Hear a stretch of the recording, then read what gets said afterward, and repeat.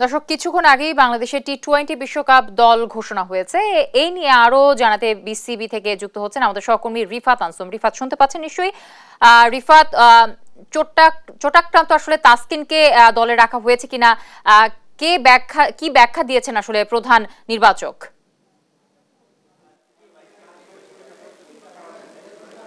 ধন্যবাদ। আসলে কিছুক্ষণ আগে বাংলাদেশ দল ঘোষণা করা হয়েছে বিশ্বকাপের জন্য। যে দলের সবচেয়ে বড় চমক হচ্ছে গিয়ে সাইফুদ্দিনকে বাদ দেওয়া হয়েছে বিশ্বকাপ দল থেকে।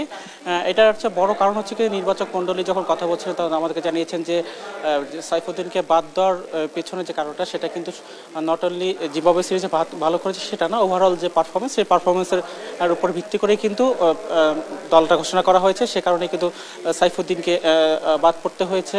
আর আরেকটা বিষয় বলেছেন যে দলে যেহেতু অলরাউন্ডার রয়েছেন অনেকগুলো, সেক্ষেত্রে সেই দিক দিয়ে বিবেচনা করে কিন্তু সাইফুদ্দিনকে রাখা হয়নি। আরেকটা বিষয় হচ্ছে সাইফুদ্দিন দল নির্বাচকরা যেরকম প্রত্যাশা করেছিলেন সাইফুদ্দিনের কাছ থেকে জিম্বাবুয়ে সিরিজে সেই প্রত্যাশা অনুযায়ী পারফরমেন্সটা পাননি। যদিও উইকেট পেয়েছেন, তবে শেষ দিকে যেমন করে বোলিং বা একটু রান চেক দিয়ে বোলিং করা, সেই দিক দিয়ে বিবেচনা করে কিন্তু হয়তো বা পাননি দেখেই, প্রত্যাশা পূরণ করতে পারেনি দেখেই বিশ্বকাপ দলে সাইফুদ্দিন নেই। এছাড়া অন্য বড় চমক বলতে কিন্তু আর তেমন কিছু নেই, কারণ জিম্বাবুয়ে সিরিজে যারা খেলেছেন তারাই কিন্তু অলমোস্ট কিন্তু বিশ্বকাপ দলে রয়েছে। তো এছাড়াও লিটন দাসের কথা অনেকে বলছিল যে লিটন দাসকে কেন রাখা হয়েছে, এটা নিয়ে অনেক প্রশ্ন হয়েছে।